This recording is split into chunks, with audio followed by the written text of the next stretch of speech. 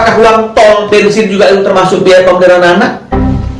Sampai uang tol, coy. Uang tol. Bang Ruben yang biayain. Biaya kartu kredit setengah-setengah. Untuk apa kartu kredit itu, pembelian apa? Nggak dijelaskan. Mbak pertama, mbak kedua, mbak ketiga, ada lagi mbak Tiara, mbak Ina, 5 orang nih, ya. 5 orang untuk ngurus 2 anak. Iya. Terus kerjanya dia sebagai ibu apa? Bantu sampai 5 ngurusin anak 2 orang. Keren gitu. Dia ngapain?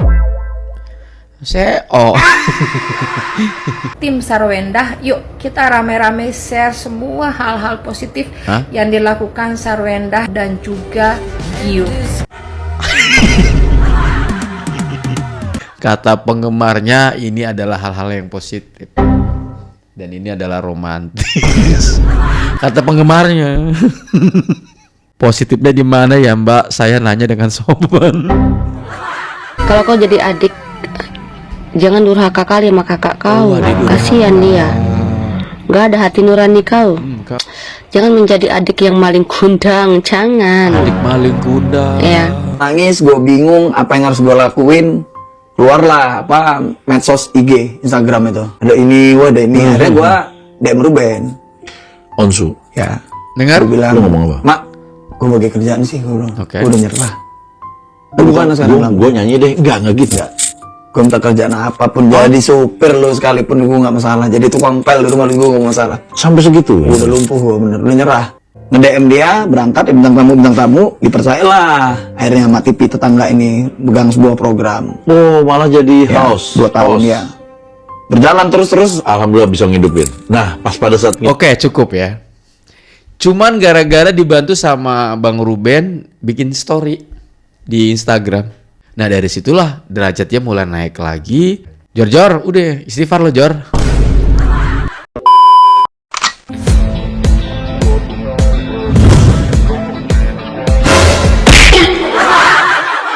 Halo guys, assalamualaikum warahmatullahi wabarakatuh. Selamat datang lagi semuanya para pemirsaku yang budiman, yang cantik, yang ganteng, dan cetar membenol.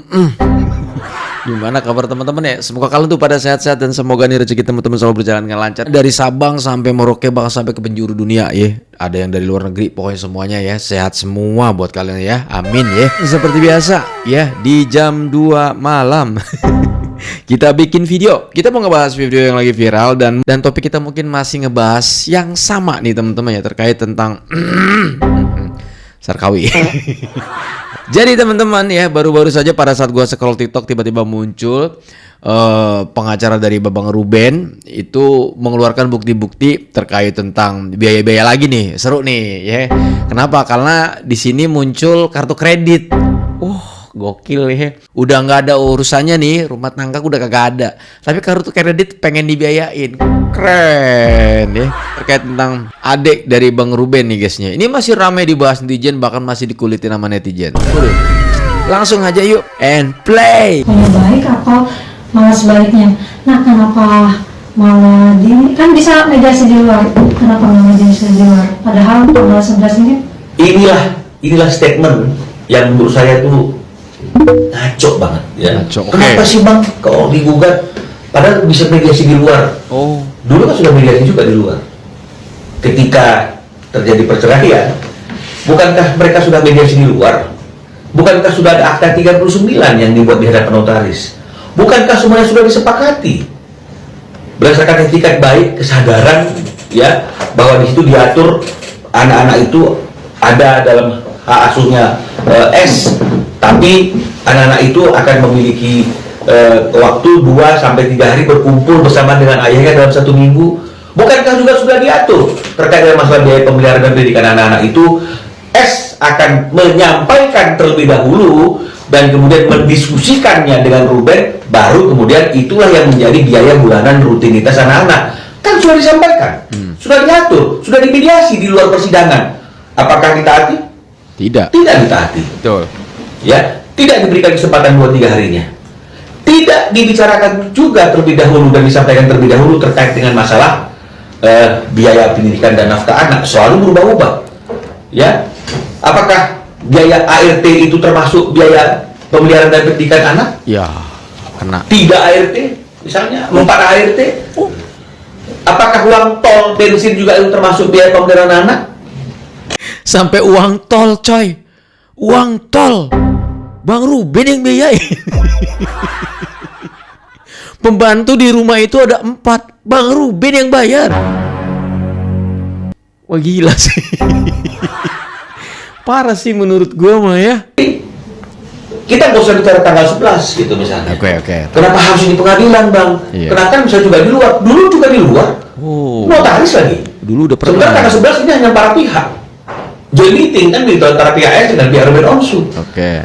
Jadi jangan artinya itu kita mencoba membentengi diri kita dengan hal-hal yang merupakan retorika gitu.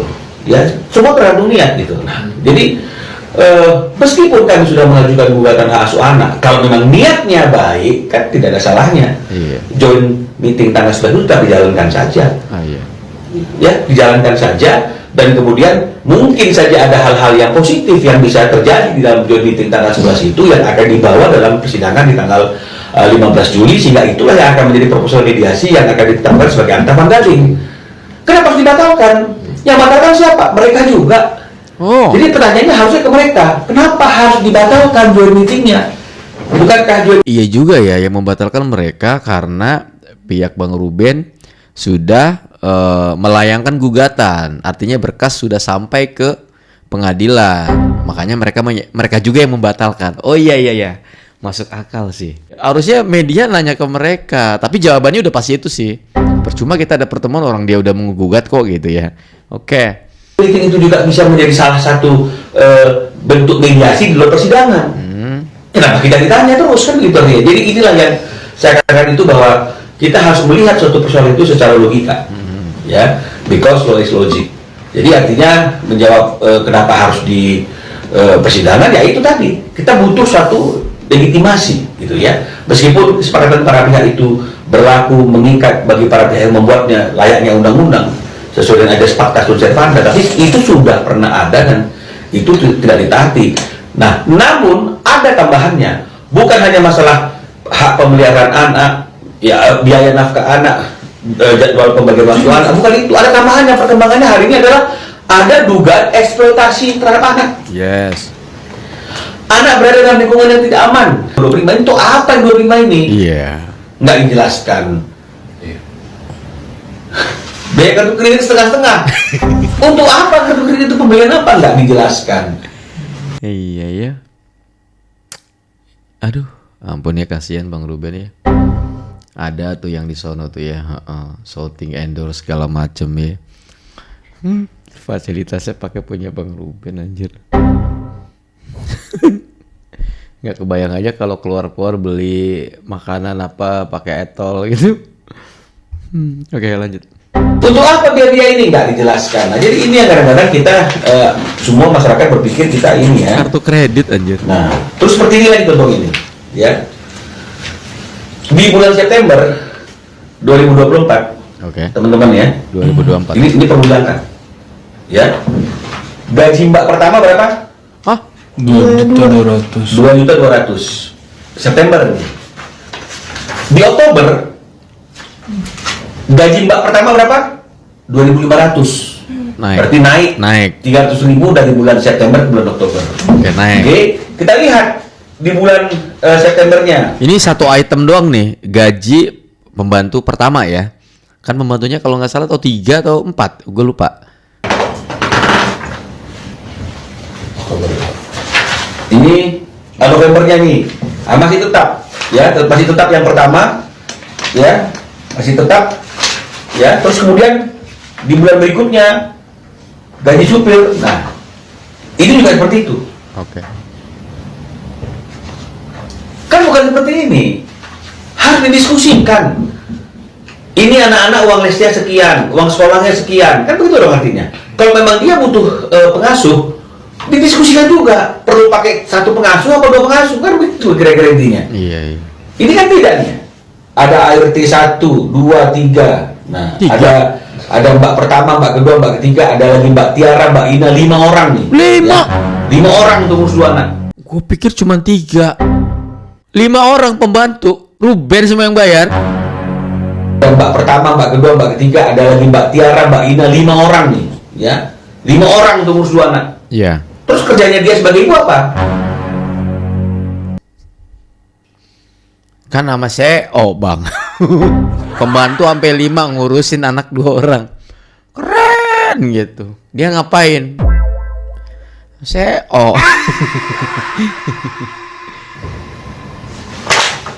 Ya, jadi janganlah artinya kami harus membuka-buka hal yang seperti ini. Ya, jadi kalau misalnya dikatakan bahwa Ruben tidak memberikan nafkah, siapa bilang tidak memberikan nafkah? Ini bukan nafkah. Oh, beberapa bulan ini tidak diberikan lagi. Apakah Anda sudah menyampaikan sesuai dengan ketentuan Akta tanggal 39? Apakah Anda sudah mendiskusikan? Belum. Ayo sini sampaikan ke Ruben berapa fix kosan anak tiap bulannya. Pasti kita akan bayarkan. Misalnya kemudian kayak siluman seperti ini, bagaimana kita membayarkannya? Iya kan? Semuanya berubah-ubah, nggak ada fix. Tuh kan, bener. Kalau misalnya bulannya 200 juta fix, Ruben tahu tiap bulan 200 juta Iya. juga. Ini nggak juga, hari ini 200 juta, bisa 265 loh. Berapa? Iya kan? Bener. Kan harus diskusikan. Sampaikan dong, ini belum pernah disampaikan. Jadi jangan bicara mengenai masalah Ruben lalai membayarkan nafkah anaknya. Kamu sudah menyampaikan dan mendiskusikan apa belum? Sesuai dengan Akta 39. Ada undang-undangnya. Itu dulu yang paling penting. Ya? Hebat. Semangat. Oke. Super keren. Apa sih ya, dia semangat menggebu-gebu karena greget gitu loh. Ini loh penyebabnya kenapa Bang Ruben menyetop. Dan menurut gue penyampaiannya detail banget gitu. Cakep banget. Apa sih ini kabur kan yang punya mobil nongol? Ah, apalagi nih? Gini. Woi, ngapain kalian dalam mobil gue? Maaf. Woi, mau kemana kalian? Aduh, CEO kepecirit ini mah. Pokoknya kalau kalian ada yang ngejodoh-jodohin, aku blok. Kenapa kamu tiba-tiba ngomong gitu? Soalnya nanti kalau enggak, Papio gimana gitu kan nggak enak ya. Vice versa, tuh kalau Mamio gimana? Aku domelin. Kita harus jagain perasaan Mamio juga dong. Jadi ingat loh, hati-hati ya guys. Hati-hati ya guys. Ada yang sepemikiran sama gue nggak ya? Ketawanya itu loh. Dikit-dikit ketawa semenjak kenal si G. Itu seperti orang apa ya? Coba, komentar kalian masa stres sih kan? Nggak boleh kayak gitu lu. Gua yang reaction, gue yang bacain komentar. Lu nanti gue yang dilaporin. Nggak boleh kayak gitu. Asal denganmu. Kenapa lo tiba-tiba konser sih? Harus denganmu. Tuhan bilang memang dia. Ya benar. Pas ngomong hara gitu ya. Lucu banget ya. Menghayati banget ya. Berikan ku jalannya semua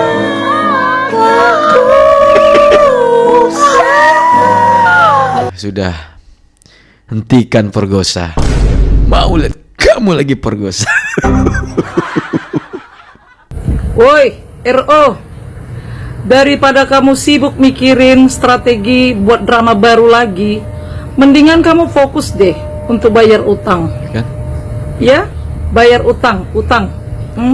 Soalnya udah pada banyak antri tuh, minta dicicilin tuh utangmu. Sekalian ajak tuh pendukung kau untuk bayar cicilan utangmu, ya. Ruben yang bayar utang, yang make siapa? Oh, ini ibu yang dulu ngomong ke Onyo itu anak pungut ya. Oh, ini ibu pungut ya. Kemana aja ibu? Ibu ini siapa? Pengagum Gunung Kawi.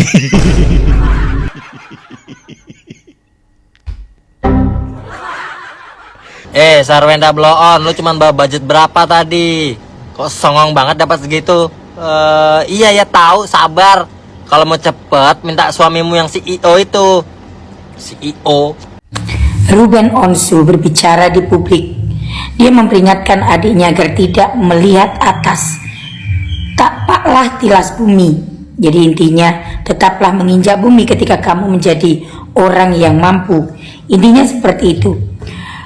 Ruben Onsu juga mengingatkan adiknya untuk mengingat kembali. Dulu mereka hidup tanpa ayah dan ibu. Itu menegaskan bahwa seorang Ruben Onsu benar-benar berjuang untuk adik-adiknya.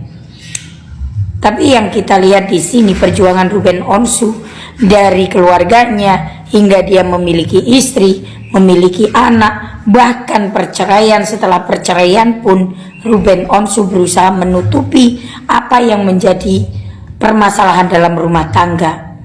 Tetapi karena sikap yang seorang Ruben Onsu kini menjadi bumerang bagi Ruben Onsu. Dia jauh dari anak-anaknya, hingga kemudian banyak yang dilakukan oleh mantan istrinya ini sedikit menyakiti. Terus kemudian yang meledak sebenarnya perkara ini adalah ikut campurnya banyak orang di dalam kasus antara Ruben Onsu dan Sarwenda. Menurut gua, di mana-mana yang namanya keluarga itu pasti ngebela. Biasanya gitu ya.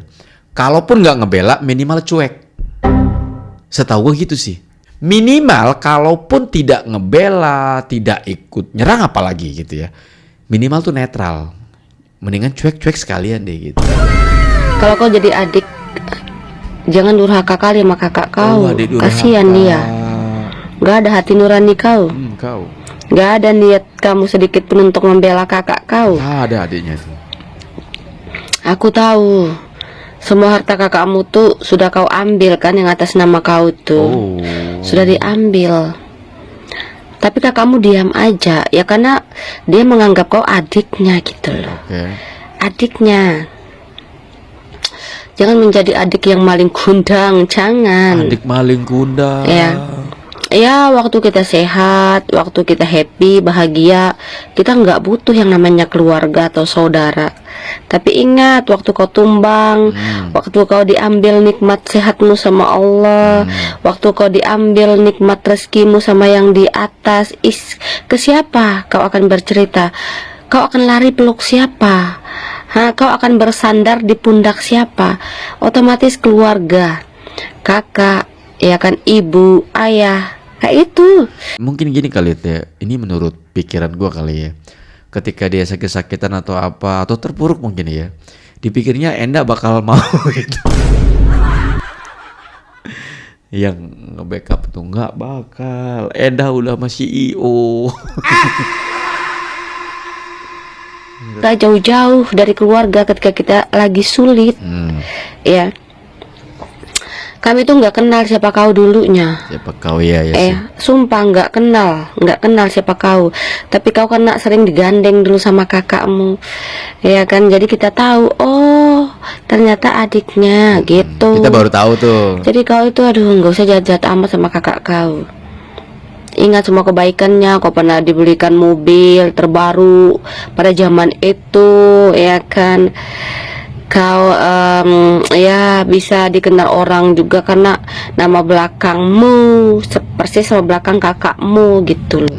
Kita mah nggak tahu siapa kau, jadi jangan jahat-jahat sama kakakmu, sama saudara, apalagi saudara kandung. Nggak boleh itu, dosa. Nggak ada di agama kau dosa seperti itu. Dosa. Nggak boleh kayak gitu. Gua sentil lu. Nggak. Ngomongin soal apa yang disampaikan sama si Mbak Eni ya. Contoh, gua nggak kenal lu kalau bukan gara-gara Ruben. Itu masuk akal banget sih. Bahkan gua sendiri aja baru tahu ketika gua sering ngebahas ini gitu loh. Sebelumnya siapa gitu. Artinya apa? Bang Ruben itu kan punya andil besar, nama dia bisa dikenal oleh masyarakat dan mungkin ya karena sering dibawa-bawa ke acara dan muncul di TV gitu kan. Akhirnya timbulan nih kan banyak tawaran A, tawaran B, bahkan juga ada beberapa brand yang masuk. Ya kan? Karena sekarang mah gampang guys, punya nama tinggal jualan produk udah. Laku untung, iya. Tapi kan harus ingat flashback ke belakang gitu. Masyarakat, bahkan netizen lah, kita bicara netizen aja. Netizen nggak akan tahu lo kalau bukan berawal dari mana. Menurut gue tuh harus tetap dihargai lo itu. Bahkan ini bukan saudara ada orang yang pernah ditolong sama Bang Ruben. Sampai sekarang tuh masih inget terus sama Bang Ruben. Lo tahu siapa? Orang ini dulu terpuruk. Dia terkenal gitu ya. Tiba-tiba terpuruk. Blangsat aja guys. Duit kagak punya, apa kagak punya. Terpuruk. Keluar masuk penjara karena kasus. Gara-gara ditolong Ruben. Sekarang. Kemarin konser tuh di kapal. Keren banget ya. Nih, gue kenalin orangnya. Andika Kangen Band. Gua nangis, gua bingung apa yang harus gua lakuin. Keluarlah medsos IG, Instagram itu. 2011 2012. Tiba-tiba IG gue itu ngeliat-ngeliat, gue belum ngerti caranya nge-DM ini segala macem. Gue searching aja. Ada ini, ada ini. Akhirnya gue DM Ruben. Onsu. Ya. Dengar? Gue bilang, lu ngomong apa? Mak, gue bagi kerjaan sih. Gue bilang, Oke. gue udah nyerah. Lu gimana sekarang? Gue nyanyi deh. Enggak gitu. Gue minta kerjaan apapun, jadi supir lo sekalipun gue nggak masalah. Jadi tukang pel di rumah gue nggak masalah. Sampai segitu. Gue udah lumpuh, gue bener, udah nyerah. Dengar? Terpuruk sampai dibilang udah lumpuh. Bahkan dia kan penyanyi ya gitu. Harusnya kan minta tolong sama Bang Ruben itu ya nyanyi kayak apa kayak gitu. Ditolong sama Bang Ruben. Dan derajatnya langsung naik. Dengerin. Gue pikir mundur dari entertain itu udah cukup gitu loh. Cukup lu punya modal lah. Iya, gue tuh bayang-bayangannya beda. Hati kecil gue bicara, Jakarta itu kejendik, lu nggak cocok tinggal di sana. Lu nggak cocok. Ya band itu baru keluar, lagi meledaknya, lagi megang duit miliar-miliaran, keluarlah. Ngentot sama Kangen Band. Dulu kan ada itu. Iya, gue denger. Itu bikin gue drop. Oh, lu kena mental. Kena mental. Terus naik lagi, netizen lah, segala macam. Sudahlah, mundur aja lah. Kejem nih Jakarta bagi gue udah. Mental nggak kuat. Gue masuk penjara, apa yang gue punya diambil gitu aja gitu kan. Hilang terus. Kangen Band jalan. Kangen jalan. Dan akhirnya gue nge-DM dia itu, gue suruh ke Jakarta, alhamdulillah. Bintang tamu ini, bintang tamu ini, bintang tamu ini, bintang tamu ini, percaya orang. Oh ternyata Andika itu gak seperti itu. Kepribadiannya aja berantakan. Kalau urusan kerjaan konsisten. Gue gak pernah seberantakan hidup gue kalau urusan kerja, walaupun gue mabok parah, gue paksain nyanyi. Oh, lu komit lah ya. Ya. Sampai mata gue merah, gue gondrongin untuk muka. Itu kan ada tujuan itu. Mata gue bentet. Mata gue bentet kan dilihat orang, wah gawat ini kalau ketahuan kan. Jadi gue kedepanin semua. Biar orang gak ngeliat. Jadi gue ngeliatnya dari dalam aja nih. Kelihatan nih, dari gua kelihatan, mereka nggak kelihatan mata gua itu ngapain. Padahal merah kan. Ada orang sembab kayak gini kan. Ngerti, gua ngerti. Jadi gua ngerubah itu, akhirnya gua DM, gua rasa, gua udah siap nih, gua udah berubah, gua bisa nih ngelewatin narkoba. Karena 2 tahun ini gua sama sekali nggak pakai, nggak kenal narkoba. Akhirnya gua nge-DM dia, berangkat bintang tamu, dipercayalah. Akhirnya sama TV tetangga ini megang sebuah program. Oh, malah jadi house. 2 tahun ya. Berjalan terus. Alhamdulillah bisa ngidupin. Nah, pas pada saat Oke, cukup ya. Cuman gara-gara dibantu sama Bang Ruben bikin story di Instagram. Nah, dari situlah derajatnya mulai naik lagi. Dan tau nggak, Babang Tampan itu, kan sekarang dipanggilannya Babang Tampan ya, di YouTube-nya juga gitu. Itu ternyata yang ngasih nama itu adalah Bang Ruben. Ini orang-orang yang paling berjasa juga dalam hidup gue. Akhirnya gue bilang sama Ruben, gue manggil dia Mak ya. Mak, gue bilang, gue udah gak ngerti lagi lah jalan hidup gue nih. Mustahil deh. Gue nyanyi udah enggak, gue berhenti kan di Kangen Band, Mak tahu. Gue bilang, terusnya gue ini gak ada pekerjaan, gue jadi supir lo aja gue siap deh atau jadi babu. Ternyata dia punya, salut lah gue, dia punya pemikiran lain untuk itu. Ternyata gue diundang bintang tamu, terus di suara itu di follow up lah, birokrasi lah pokoknya. Nah, di expose terus dengan catatan gue Babang Tampan gitu loh. Oke. Dikemas dia dengan Babang Tampan. Lu kok bisa dia bikin podcast tapi dengan durasi 1 menit pada saat itu. Pakai ponsel dia, handphone. Di setting story kan. Pokoknya lu yang gue jawab, lu so ganteng dan lu berkarisma dan lu keren. Jangan malu lo. Ini gue viralin kata dia. Untuk membangun manage gue. Baik sih dia. Gue kan jawabnya malu-malu lah, lu ganteng kan? Ganteng lah, kayaknya berat gitu mau ngomong kan. Lu tampan kan? Iya, lu berkarisma, kayaknya jawabnya berat. Tapi mau nggak mau gue ikutin. Beberapa kali tag sama Bensu tuh gue minder jawabnya gitu. Akhirnya gue jawab dengan sesuai dia. Begitu dia upload IG itu dem meledak bang. Nah, itulah sejarah Babang ya. Tampan. Itu rupanya dari Bensu ya. Dari Bensu. Dengar. Nih siapa namanya? Jor denger nggak Jor tuh? Sekelas dia aja tuh, diundang ke acara manapun dia selalu bilang, yang bikin gue bangkit dari keterpurukan gue tuh Ruben Onsu. Ini kan berarti ternyata Ruben Onsu tuh baik gitu loh, sama orang lain aja baik, masa sama dia sendiri kan nggak mungkin. Lu juga kan nggak mungkin dikenal sama netizen kalau bukan gara-gara Bang Ruben. Pantes tadi netizen ada yang bilang punten ya, ahli durhaka atau apa gitu ya. Tadi itu tuh yang si cewek itu apa nggak tahu diri. Pantes loh, karena ya lu lihat aja sendiri, orang yang nggak dikenal aja lu bisa di blow up gitu ya kan. Yang lagi terpuruk, bahkan buat makan aja susah loh coy, hidupnya udah nggak terarah. Dia mau ngelamar jadi pembantunya Bang Ruben. Tapi Bang Ruben punya cara yang lain dan akhirnya alhamdulillah derajatnya sampai terangkat. Babang Tampan itu yang ngasih nama dia Bang Ruben, tau gak lo? Keren sih. Siapa yang gak kenal beliau? Gua ngefans banget sama dia.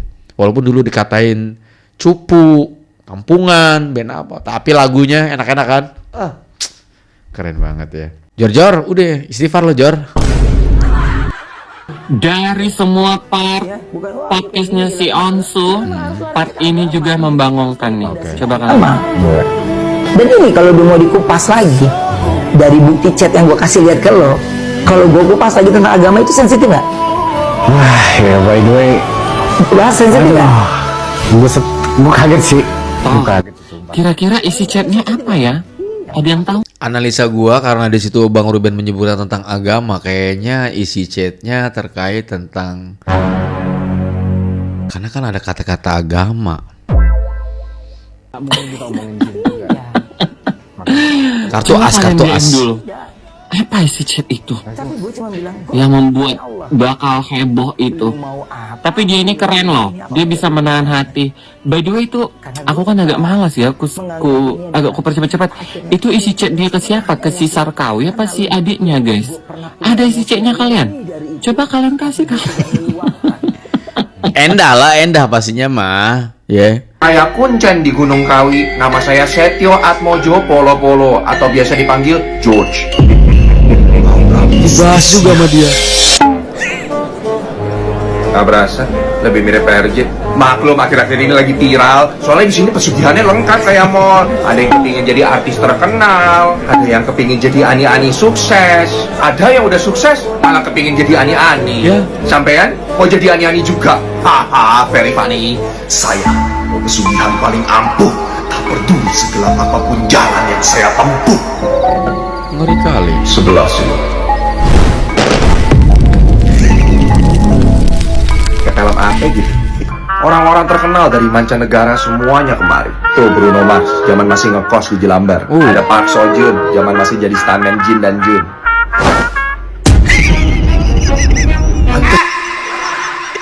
Kenapa Wendy? Paham gak kalian maksudnya? Kenapa Wendy yang ditempel di Gunung Kawi terkait konten ini?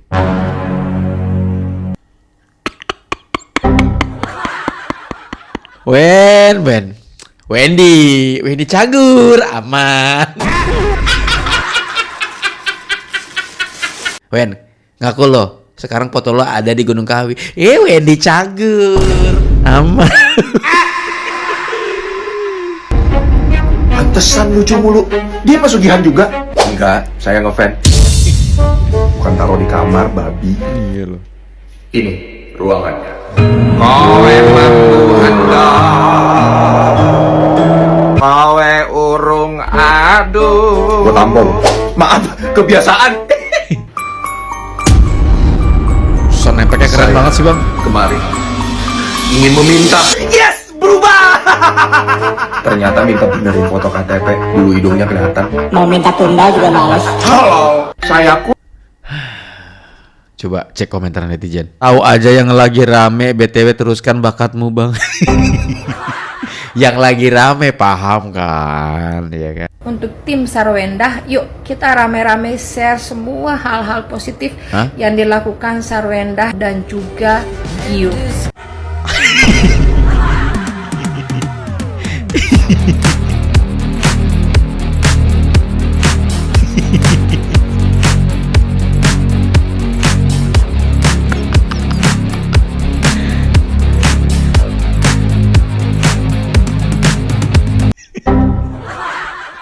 Kata penggemarnya ini adalah hal-hal yang positif. Dan ini adalah romantis. Kata penggemarnya. Positifnya di mana ya Mbak? Saya nanya dengan sopan. Iya bun, pasangan seram di sini masa dihujat. Kapan kita lihat tontonan romantis di live? Share sebanyak-banyaknya jadi anak-anak juga bisa niru aksi ini.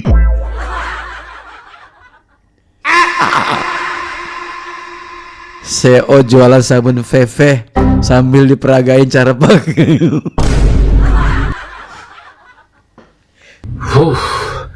Apakah teman-teman sudah sempat menonton podcast terbaru dari Koko RO di akunnya Nanda Persada? Kalian bisa cek aja di HT. Durasinya lumayan panjang. Pertama kali Koko RO benar-benar bernarasi secara rapih, enak didengar, dan penyampaiannya dari hati terhadap kenapa sampai hal ini terjadi terhadap keluarga RO dan orang-orang yang berada di sekitarnya dia. Dokcin mendengarkan terus terang ya teman-teman, gak kuat, sedih, merasakan, dan hanya bisa angkat topi ke Koko RO atas perjuangannya. Walaupun beliau adalah seorang bapak rumah tangga, jelas perjuangan hal berbau rumah tangga udah menjadi tugasnya.